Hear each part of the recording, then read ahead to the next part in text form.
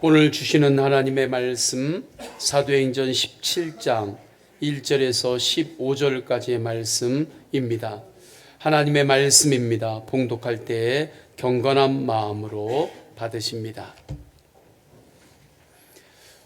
그들이 암비볼리와 아볼로니아로 다녀가 데살로니가에 이르니 거기 유대인의 회당이 있는지라. 바울이 자기의 관례대로 그들에게로 들어가서 새 안식일에 성경을 가지고 강론하며 뜻을 풀어 그리스도가 해를 받고 죽은 자 가운데서 다시 살아나야 할 것을 증언하고 이르되 내가 너희에게 전하는 이 예수가 곧 그리스도라 하니 그 중에 어떤 사람 곧 경건한 헬라인의 큰 무리와 적지 않은 귀부인도 권함을 받고 바울과 실라를 따르나 그러나 유대인들은 시기하여 저자의 어떤 불량한 사람들을 데리고 때를 지어 성을 소동하게 하여 야손의 집에 침입하여 그들을 백성에게 끌어내려고 찾았으나 발견하지 못하매 야손과 및 형제들을 끌고 읍장들 앞에 가서 소리질러 이르되 천하를 어지럽게 하던 이 사람들이 여기도 이르매 야손이 그들을 맞아 들였도다. 이 사람들이 다 가이사의 명을 거역하여 말하되 다른 임금 곧 예수라 하는 이가 있다 하더이다 하니 무리와 읍장들이 이 말을 듣고 소동하여 야손과 그 나머지 사람들에게 보석금을 받고 놓아주니라. 밤에 형제들이 곧 바울과 실라를 베레아로 보내니 그들이 이르러 유대인의 회당에 들어가니라. 베레아에 있는 사람들은 데살로니가에 있는 사람들보다 더 너그러워서 간절한 마음으로 말씀을 받고 이것이 그러한가 하여 날마다 성경을 상고하므로 그 중에 믿는 사람이 많고 또 헬라의 귀부인과 남자가 적지 아니하나 데살로니가에 있는 유대인들은 바울이 하나님의 말씀을 베레아에서도 전하는 줄을 알고 거기도 가서 무리를 움직여 소동하게 하거늘 형제들이 곧 바울을 내보내어 바다까지 가게 하되 실라와 디모데는 아직 거기 머물더라.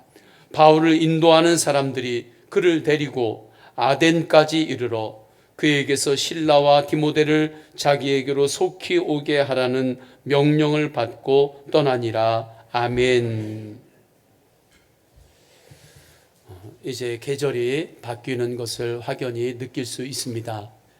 변화가 일어나는 이때에 말씀으로 주님이 주시는 복된 변화가 성도님들 안에 더욱더 풍성하기를 축복합니다. 하나님께서 우리에게 주시는 하늘의 프로젝트가 있어요. 그 중에 하나가 사도 바울에게 주신 마게도냐 프로젝트입니다. 마게도냐 프로젝트는 생명을 살리는 프로젝트입니다. 죄의 바이러스에 인간의 영혼이 다 감염이 되었어요. 그것을 치료할 수 있는 것이 세상에 없습니다. 권력으로도 안 됩니다. 돈으로도 안 됩니다. 세상의 사상으로도 죄의 바이러스를 해독할 길이 없습니다.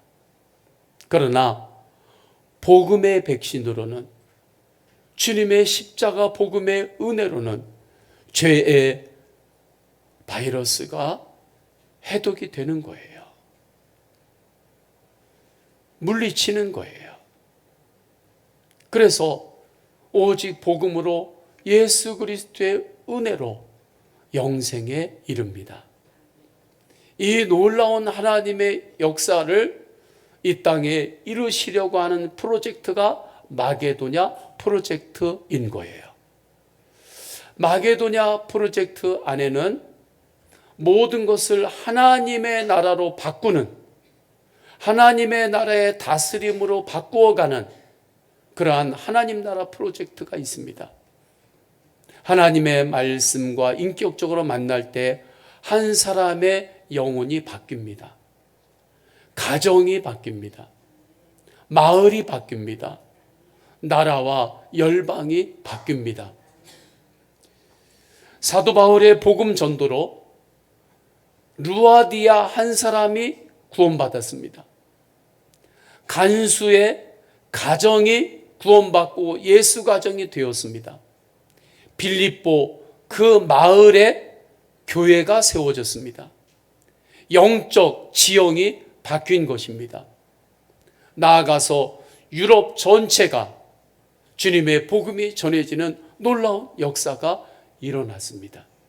정말 예수 사람, 예수 가정, 예수 마을, 예수 한국, 예수 열방의 이 놀라운 비전이 실제가 된 거지요. 이러한 놀라운 부흥의 역사가 마지막 때의 대부흥으로 다시 강력하게 일어납니다. 지금이 그 마지막 때입니다. 마지막 때의 대부흥이 일어날 때 그곳에 우리 교회가 있습니다. 우리 성도님들이 그 자리에 있습니다. 그러면 하나님의 놀라운 이 대부흥의 역사가 일어날 때, 대부흥의 파도가 일어날 때 나타나는 특징은 무엇인가?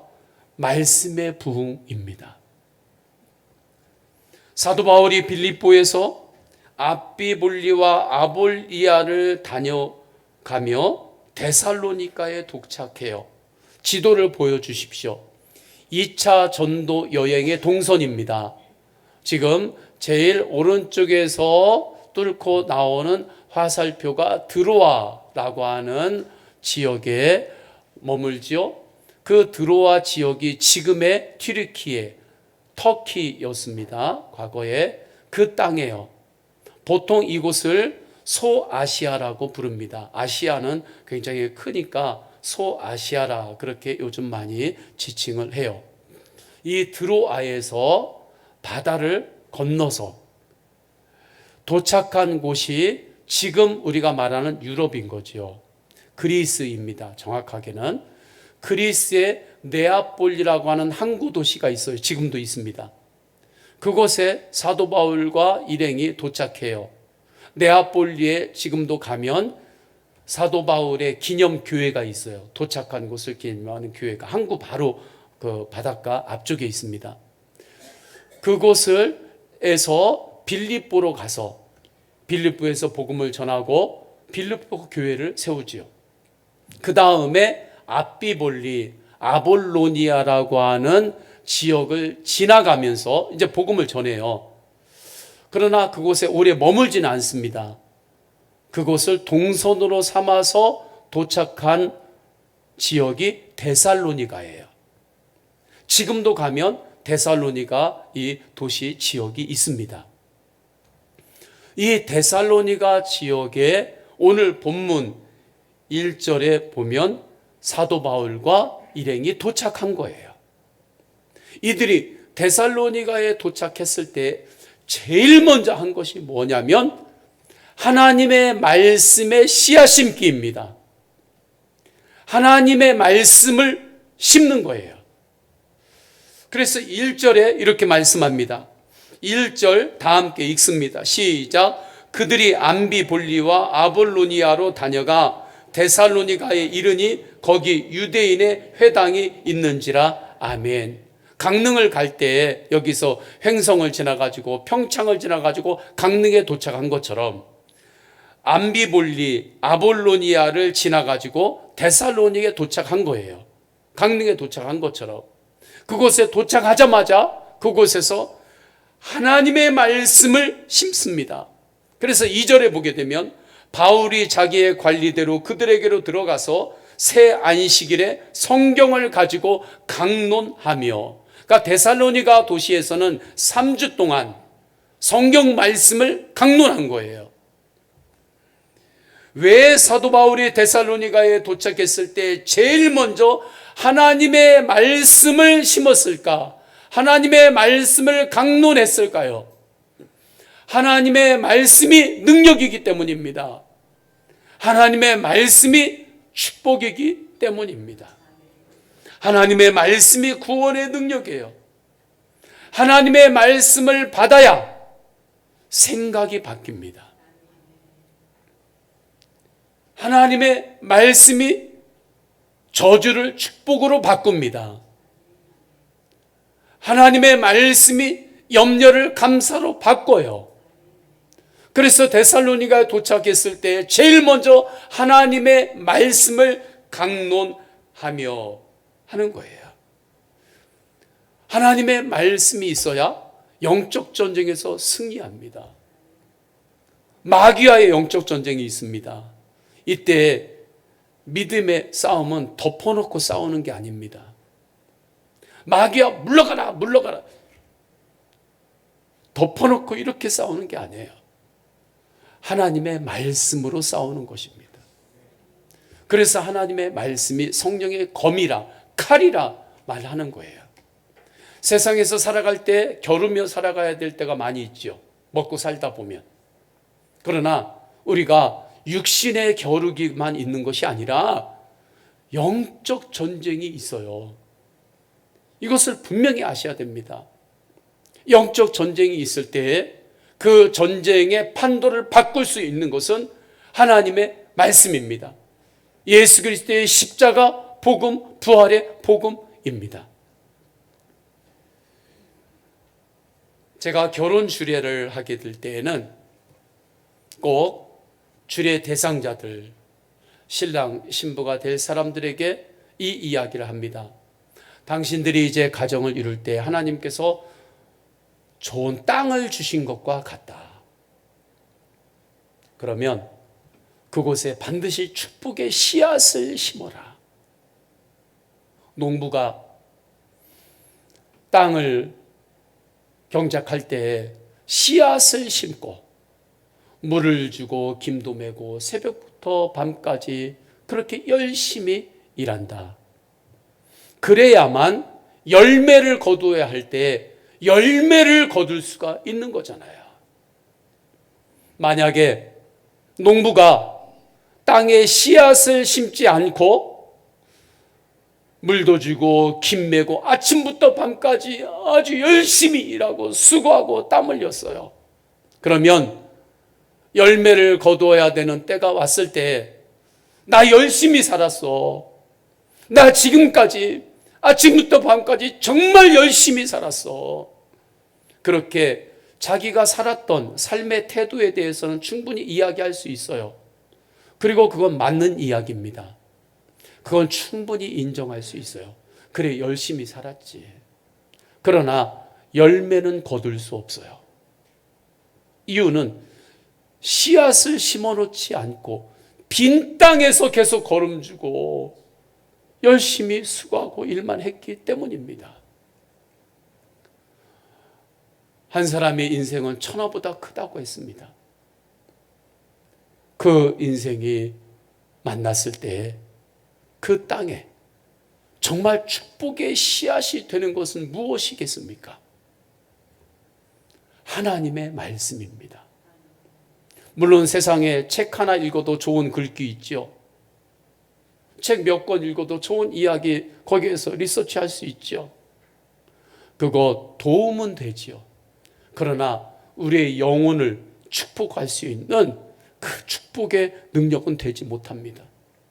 누가 천하보다 큰 한 사람을 자기 이름을 걸고 축복할 수 있겠습니까? 그런 이름은 세상에 없어요. 오직 하나님의 이름으로 하나님의 말씀이 심어질 때 그것이 축복의 씨앗이 됩니다. 그러니 가정을 하나님 말씀 중심으로 말씀 위에 세우며 사십시오. 제가 그렇게 주례할 때 꼭 이야기를 해요. 그 말씀을 새겨 듣고 말씀을 지키는 자는 하나님이 주시는 놀라운 풍성한 은혜가 더욱더 나타나는 거죠. 왜 인생의 그 중요한 순간에 제가 그 이야기를 하겠습니까? 그냥 잘 살아라 잘 살아라 이렇게 이야기만 해도 좋은데 왜 그 이야기를 제가 찌르면서 하겠습니까?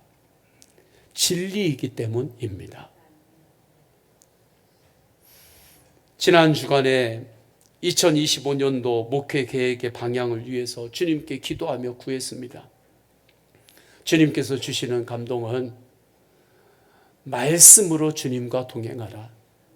말씀을 주님께서 감동으로 주셨습니다. 다음 세대들을 어떻게 기를까? 우리 교회에 규모가 있어서 다 하기가 어려운데 정말 핵심에 집중해서 다음 세대는 우리에게 사명인데 이들이 그 핵심을 붙잡고 성장할 수 있도록 주님 어디를 집중해야 하겠습니까? 말씀할 때도 기도할 때도 주님은 말씀의 감동을 주셨습니다.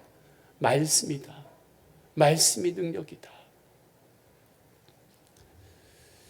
사도 바울 한 사람의 인간적인 영향력은 인간적으로 볼 때 그렇게 크지 않습니다.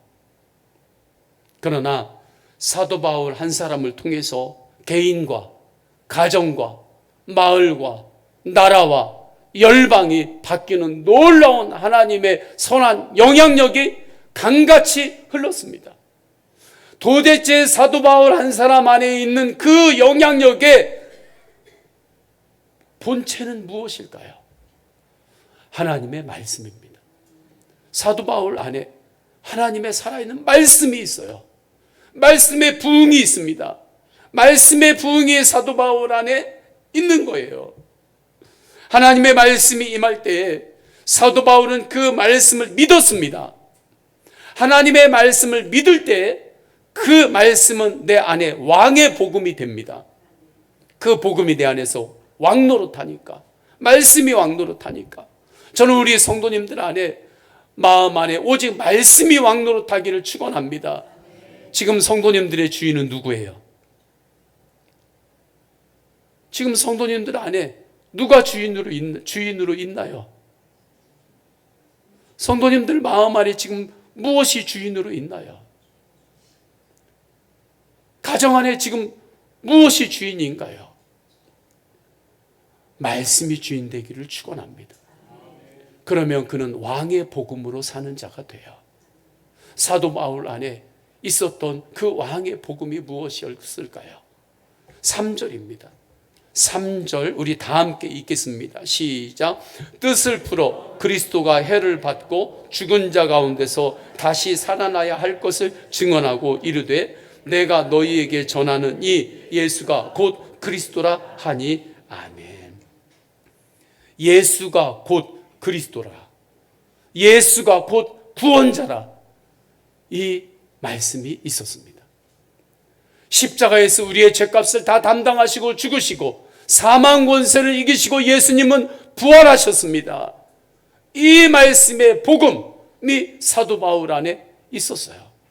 나는 죽고 예수를 사는 복음이 사도 바울에 왕노릇하고 있었습니다. 그렇기 때문에 사도 바울이 이고니온, 루스드라, 빌립보에 다니면서 지나면서 옥에 갇히는 해를 당했어도 돌에 맞기도 했어도 원망으로 살지 않았습니다. 원망 동행, 낙심 동행하지 않았습니다. 오히려 그 시련 중에도 예수 그리스도를 바라보며 그 시련을 축복으로 바꿨습니다. 이것이 주님의 은혜입니다. 주님이 하실 것입니다. 사람은 할 수 없지만 주님은 하십니다. 사람은 할 수 없지만 하나님은 하십니다. 하나님은 전능하신 하나님이시기 때문입니다. 느헤미야를 보십시오. 느헤미야가 예루살렘 성벽이 다 무너진 그 상황을 직면했습니다. 예루살렘 성벽이 다 무너지고 황폐가 되어버렸습니다. 그게 140년입니다. 그런데 하나님께서 느헤미야에게 무너진 예루살렘 재건의 꿈을 주십니다. 꿈은 너무 좋아요. 그런데 그 꿈이 이루어지도록 나아가는 그 길이 험합니다. 꿈이 좋다고 해서 그 과정도 언제나 편한 것은 아닙니다.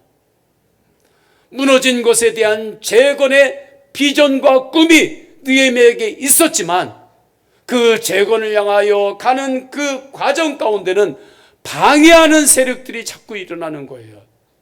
방해하는 영적 전쟁이 있었습니다. 산발라, 도비아. 이때 마귀가 주는 생각에 느헤미야가 종노릇했으면, 마귀가 주는 생각이 있어요. 그 생각을 느헤미야가 따라갔으면 무너진 성벽 재건은 성공할 수 없었습니다. 이제 됐어. 그걸로 끝이야. 해도 안 돼. 하나님도 못하는 게 있어. 믿음으로 안 되는 게 있어. 이게 다 마귀가 주는 생각이거든요. 이것을 느헤미야가 그 생각을 받아들였으면, 그러면 무너진 것은 그냥 그것으로 끝났어요. 그 재건은 성공 못했습니다. 그러나 문제가 있을 때마다, 영적 전쟁이 있을 때마다 말씀으로 문제를 해결합니다. 그때 느헤미야 안에 있었던 왕의 복음이 무엇인가? 느헤미야 2장 8절에 내 하나님의 선한 손이 나를 도우심으로, 하나님의 선한 손이 나를 도우신다. 느헤미야 4장 20절 우리 하나님이 우리를 위하여 싸우시리라. 역대하 20장 15절에 이 전쟁은 나에게 속한 것이 아니고 하나님께 속한 것이라고 하는 이 말씀이 왕의 복음으로 느헤미야 안에 있었던 거예요. 이게 말씀의 부흥이에요. 말씀의 부흥. 말씀의 부흥은 광신도가 아닙니다. 하나님의 말씀을 믿고 말씀을 따르는 길을 가는 것입니다. 그랬기 때문에 여러 어려움들이 있었지만 느헤미야는 대적의 문을 부수며 말씀으로 나아간 거예요. 예루살렘의 그 무너진 것들이 다시 재건이 되었습니다. 느헤미야를 쭉 읽어보세요. 궁금하면. 여러 사람들이 하는 것 같지만 그게 사람이 하는 건가? 느헤미야를 정말 정직하게 선입견 없이 한번 읽어보세요. 여러 사람들이 그곳에 등장하고 성벽 재건이 막 올라가는데, 아, 이것은 사람이 하는 게 아니구나. 주님이 하시는 거구나. 그것을 보게 될 것입니다. 주님이 하신 거예요. 그 주님이 우리 안에 있는 주님과 동일한 주님이십니다. 그러니까 내 마음에 예수님이 말씀이신 예수님이 왕이 되실 때 주님이 하세요. 저는 이 은혜가 성도님들에게 실제가 되기를 축원합니다. 주님 앞에 예배할 때마다 무너져 있던 것들이 다시 재건되는 역사가 일어나기를 원합니다. 우리가 말씀을 받잖아요. 말씀을 받을 때마다 그때마다 주님께 벽돌을 한 장씩 받는 거예요. 벽돌을 한 장 받고 또 쌓고, 또 주님께 은혜를 받을 때 말씀을 받아요. 그 말씀을 벽돌 한 장 받는 거예요. 그럼 그 벽돌을 또 쌓고 또 쌓고, 그렇게 나아갈 때 처음에는 벽돌 그 모양이 나타나지 않고 벽돌만 보이지만, 그랬을 때로는 힘 빠질 때도 있지만, 그러나 말씀을 받고 예배하고 또 말씀을 받고 나갈 때 그 말씀의 벽돌들이 하나하나씩 쌓여 나가면서 하나님이 주시는 놀라운 그 성벽의 비전의 형태가 나타나요. 그때가 있습니다. 그때가 있어요. 그때가 있음을 알고 오직 예수님을 바라보며 예배하시기를 축원합니다. 말씀과 동행하시기를 축원합니다. 말씀과 동행할 때 인격적으로 동행하려면 필요한 게 있어요. 마음을 여는 것입니다. 오늘 3절에 첫머리에 보면 뜻을 풀어라는 말씀이 있죠. 이 말씀은 디아노이곤이라는 단어인데 활짝 열다라는 의미가 있습니다. 그러니까 사도 바울이 데살로니가에서 하나님의 말씀을 강론하고 있는데, 이 말씀은 구약의 말씀이에요. 구약 성경인데 성경을 뜻을 푸는 거예요. 뜻을 푼다 했을 때 이것이 하나님의 그 구약의 예언의 말씀들이 활짝 열리는 거예요. 아, 구원자 메시아가 예수 그리스도이시구나. 하나님의 말씀을 들을 때 이 말씀에 마음을 연 사람들이 4절에 나와요. 하나님의 말씀에 마음을 열고 예수님을 믿어요. 그러니까 그들 안에도 주님의 말씀이 왕의 복음이 됩니다. 말씀이 왕노릇해요. 그리하면서 이들이 데살로니가 교회의 최초의 성도들이 되는 거예요. 그 과정이 4절입니다. 우리 다 함께 4절을 읽습니다. 시작. 그 중에 어떤 사람 곧 경건한 헬라인의 큰 무리와 적지 않은 귀부인도 권함을 받고 바울과 실라를 따르나. 아멘. 마음을 여시기를 축원합니다. 마음을 열어야 빛이 들어가요. 하나님은 빛이십니다. 마음을 열어야 하나님의 빛이 들어가서 어둠이 빛으로 바뀝니다. 하나님 앞에 마음을 열 때에 저주가 축복으로 바뀝니다. 마음을 열어야 염려가 감사로 바뀝니다. 누군가에게 점점 마음이 닫히고 있지는 않습니까? 자꾸 내 마음이 지금 자꾸 닫히고 있어요. 그 닫히는 마음을 하나님이 기뻐하시나요? 그 마음이 하나님이 기뻐하는 마음입니까? 마음을 여시기를 축원합니다. 마음 열기를 할 때 만남의 축복도 더 활짝 열리는 거예요. 하나님께서 주시는 플러스 알파가 있습니다. 그 플러스 알파 중에 하나는 만남의 축복이에요. 지난 주간에 타 지역에 신방을 하고 이동하는 중에 우리 교회에서 부목사님으로 함께 사역을 하셨던 우리 목사님 가정을 함께 만났습니다. 그리고 함께 식사를 했어요. 식사할 때 마음 열기가 되는 거죠. 마음 열기를 하고 그 목사님 가정과 함께 만나가지고 식사를 할 때 그때 서로에게 힘이 되고 기쁨이 되고 격려가 되는 시간이었습니다. 만남의 축복이죠. 담임 목사와 부목사의 관계, 수년 동안 함께 있을 때 그 관계가 그렇게 쉽지만은 않을 수 있습니다.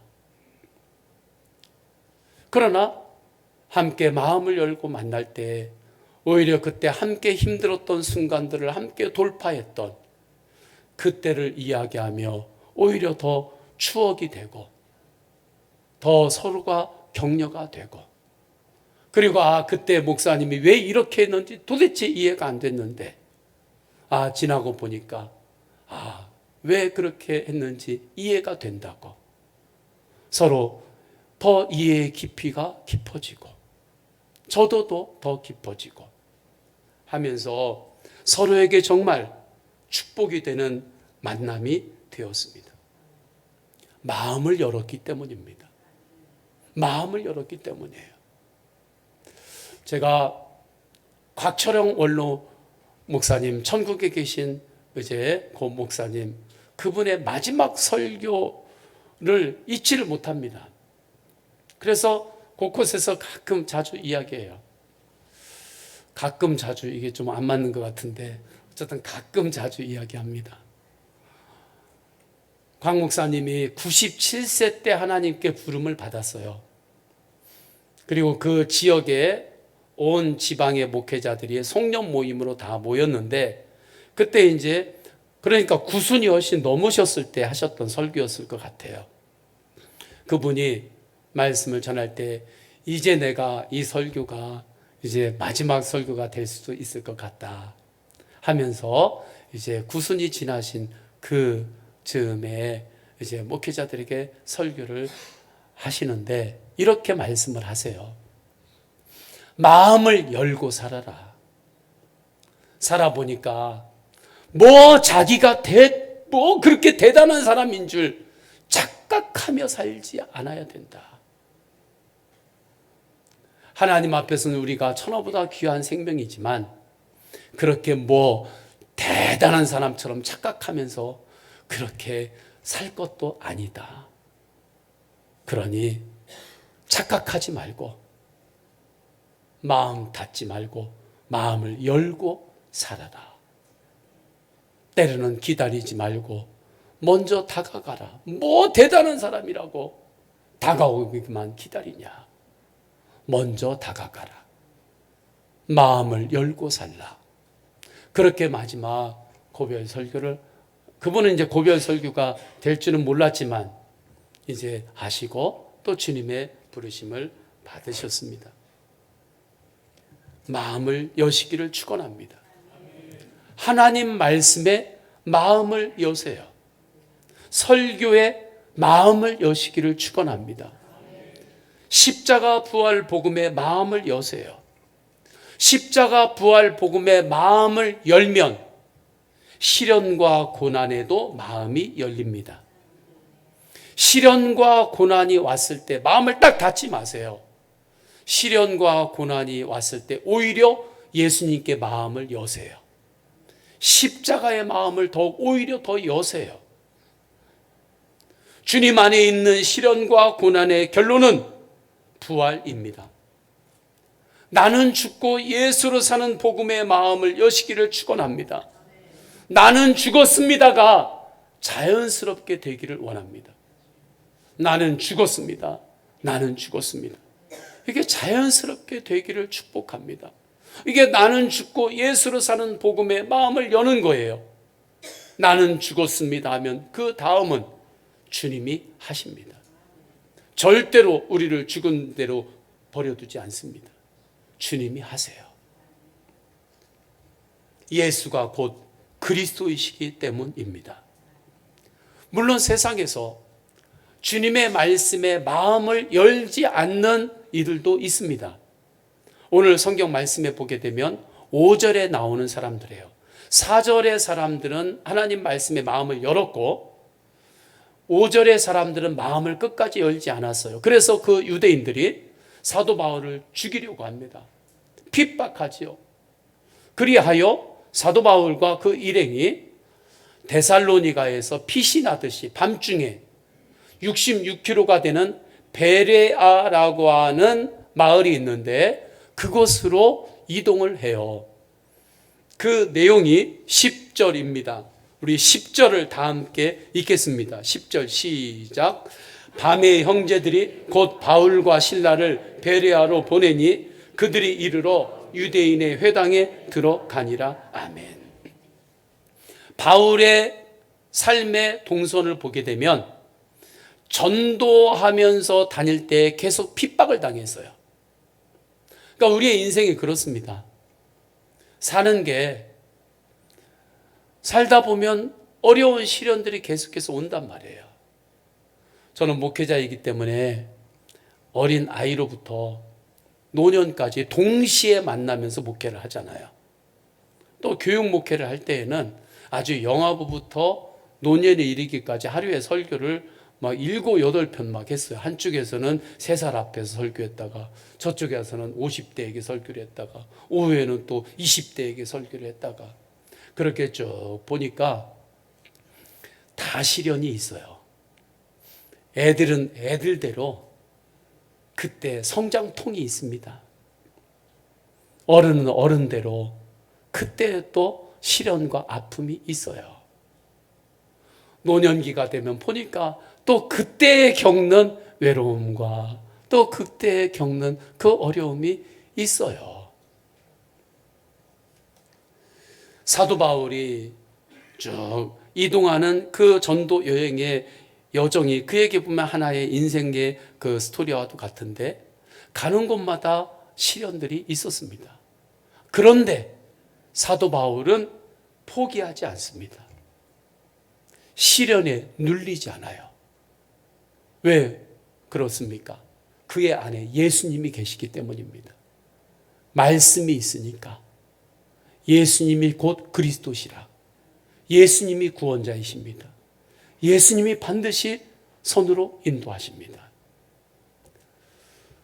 정말 예수 믿는 사람은 아파도 아픈 것으로 인하여 눌리지 않습니다.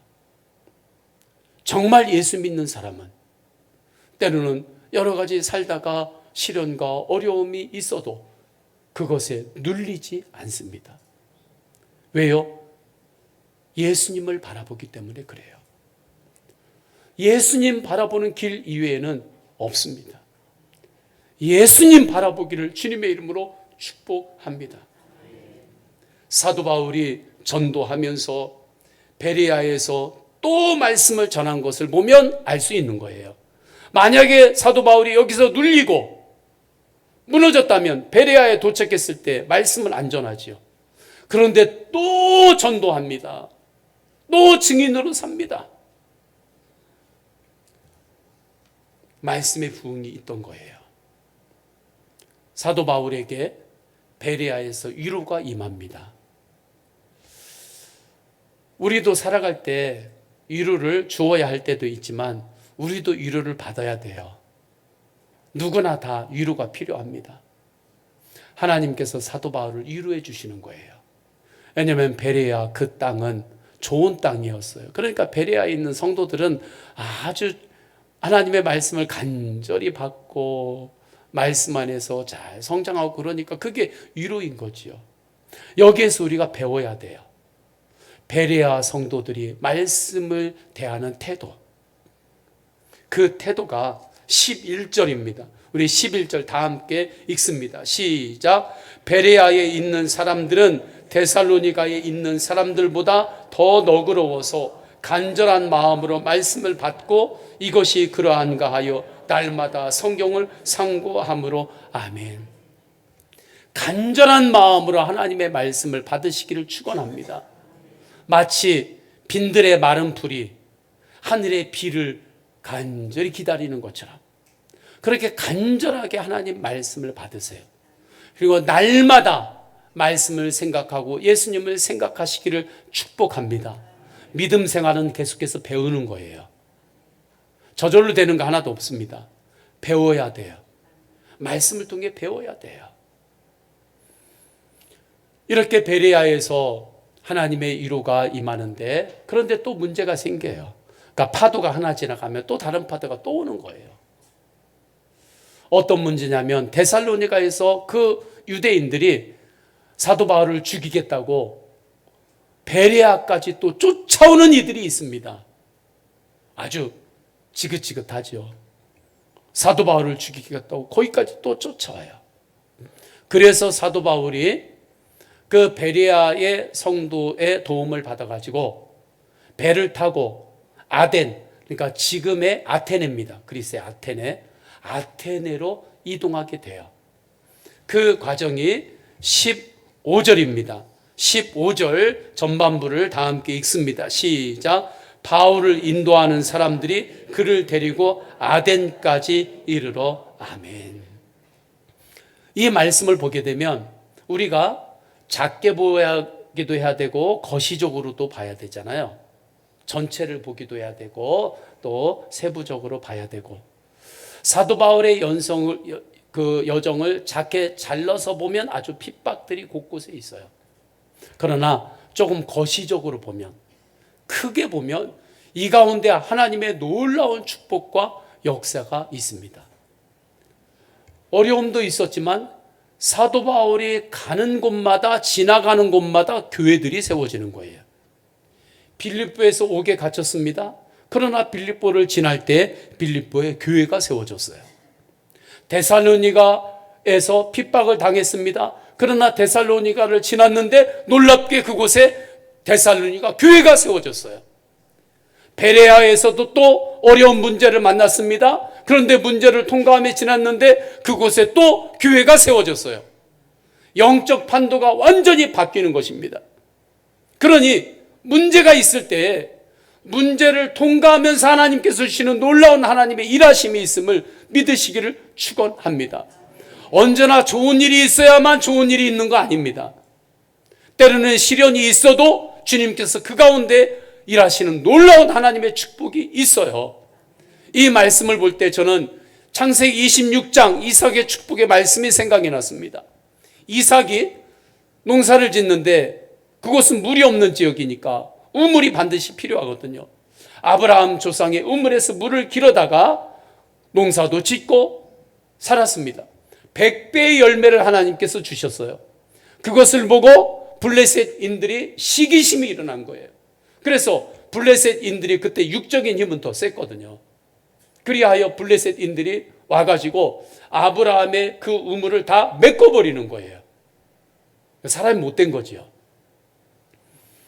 그때 이삭이 꺾이지 않습니다. 다시 다른 곳에 가가지고 또 우물을 팝니다. 하나님께서 그 우물에서 또 물이 또 터져 나오게 하세요.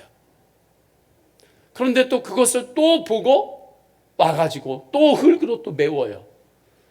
이삭은 또 다른 곳에 가서 우물을 또 파요. 그런데 우물이 또 터져요. 또 그곳에 다른 목자들이 와가지고 싸움하면서 또 그것을 뺏으려고 해요. 이삭이 또 다른 곳에 가서 우물을 또 파요. 그러니까 우물이 또 터집니다. 우물을 파는 것은 이삭이 할 일이에요. 할렐루야. 물이 터지게 하는 것은 하나님의 은혜입니다. 이삭이 어떻게 그렇게 할 수 있었습니까? 그 안에 왕의 복음 말씀이 있었기 때문에 그래요. 하나님의 언약을 붙잡고 있었기 때문에. 그러니까 또 가서 우물을 파고 또 우물을 파고 우물을 판 거예요. 결국에 하나님께서 이삭에게 더 넓은 땅을 주시고 그를 축복의 통로로 사용하십니다. 그 말씀이 창세기 26장 22절이에요. 집에 가서 26장을 한번 쭉 읽어보세요. 26장 22절 우리 다 함께 읽겠습니다. 시작. 이삭이 거기서 옮겨 다른 우물을 팠더니 그들이 다투지 아니하였으므로 이제는 여호와께서 우리를 위하여 넓게 하셨으니 이 땅에서 우리가 번성하리로다 하였더라. 아멘. 이 과정을 통해서 뭐가 바뀝니까? 다툼이 그곳에서 사라져 버렸습니다. 그곳에서 다툼이 사라져 버렸어요. 말씀이 모든 것을 바꿉니다. 시련이 문제가 아닙니다. 내가 예수님과 동행하는지 그것이 문제입니다. 시련과 환란이 있을 때 시련만 보지 마시고 시련 가운데 역사하시는 예수님을 바라보시기를 축원합니다. 마음을 여세요. 마음을 여세요. 마음이 자꾸 닫혀지고 있으면 그게 기뻐하는 주님이 기뻐하는 마음이 아니에요. 마음을 여세요. 나는 죽고 예수를 사는 복음의 마음을 여세요. 그러면 만남의 축복으로 주님께서 역사하십니다. 그게 플러스 알파예요. 우리 다 함께 찬양하십시다. 다 함께 찬양하실 때 주님은 묻습니다. 지금 네 안의 주인이 누구냐? 너의 가정의 주인이 지금 무엇이냐? 오직 하나님만이 나의 왕이십니다. 고백하며 찬양합시다.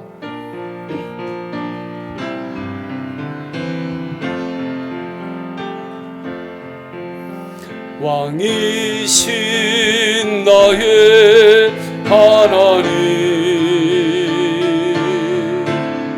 내가 주를 높이고 영원히 주의 이름을 송축하리. 다시 찬양합니다. 왕이신 나의 하나님, 내가 주를 높이고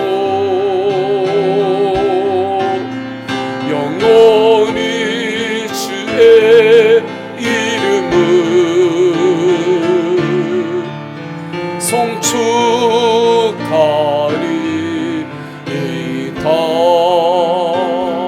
아멘. 우리 말씀으로 기도합니다. 성령의 인도하심으로 기도합니다. 믿음 생활은 내 인생의 주인을 바꾸는 것입니다.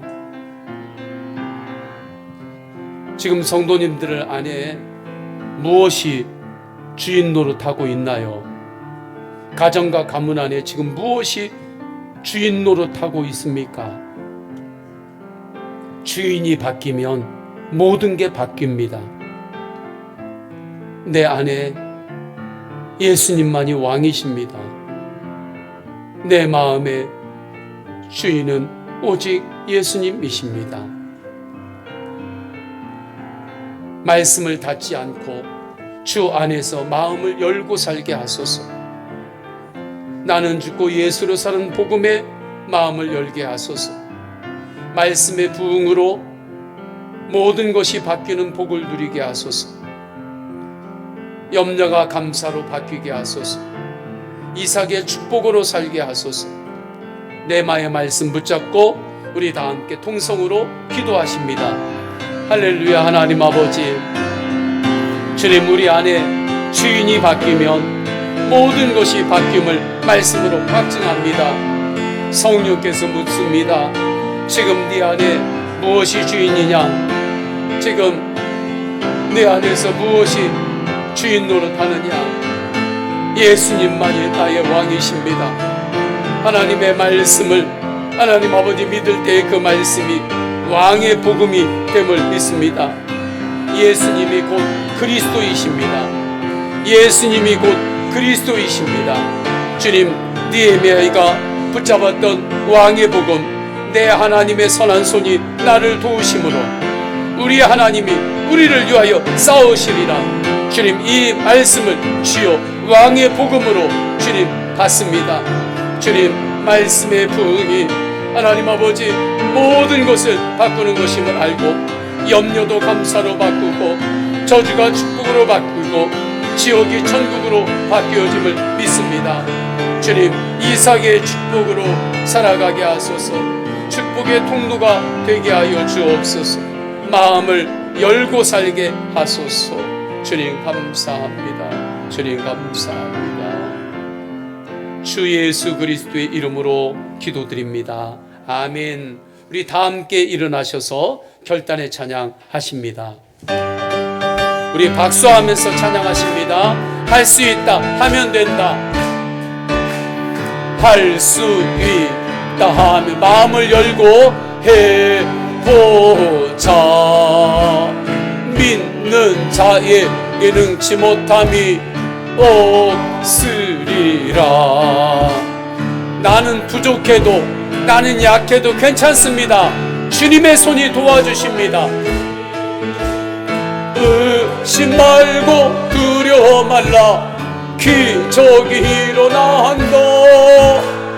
말씀 안에서 믿음 안에서 할 수 있다 해보자. 할 수 있다.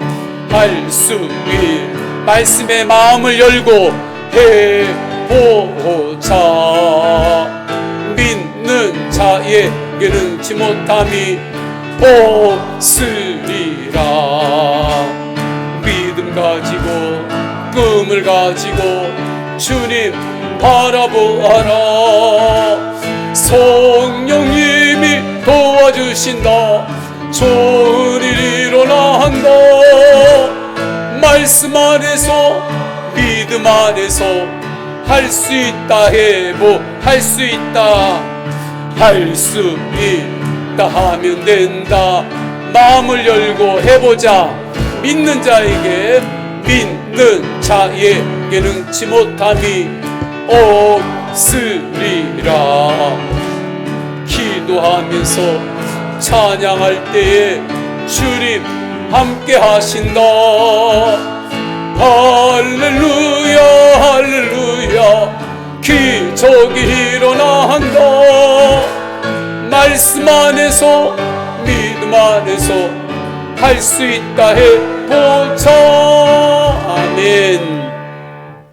성부 성자 성령 삼위일체 하나님의 사랑과 은혜와 감화 감동하심이 오직 말씀이신 주님께 마음을 열고 왕의 복음, 예수는 곧 그리스도라 말씀 붙들고 세상을 향하여 나아가는 모든 예배자들 머리 위에 영원까지 함께 하시기를 간절히 축원하옵나이다. 아멘.